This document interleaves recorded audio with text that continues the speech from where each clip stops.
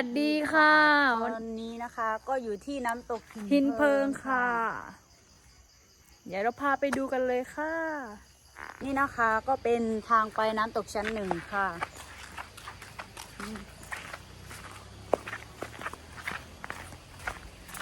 ค่ะน้ำตกชั้นหนึ่งค่ะ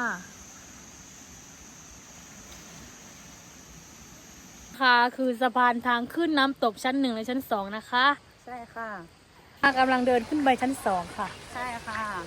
เนี่ยค่ะก็จะเป็นทางเดินเป็นขั้นแบบนี้เหมือนเดิมค่ะ ใช่ค่ะก็คือน้ำตกชั้นสองนะคะ เนี่ยค่ะก็มีผู้คนเล่นน้ำอยู่ด้วยค่ะ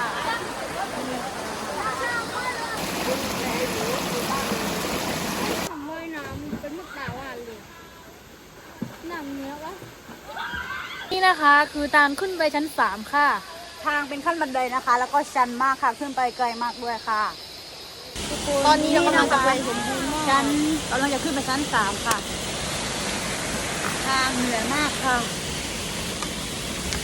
น้ำตกนะคะ น้ำตกไหลลงไปชั้น2ค่ะพวกเรานะคะก็ถึงชั้น3แล้วค่ะสวยสวยมากเลยทุกค ส น วยมากเหนื่อยมากเหนื่อยมากค่ะนะคะเรานะคะก็ถึงชั้น3แล้วค่ะสวยมากสมกับที่เดินมา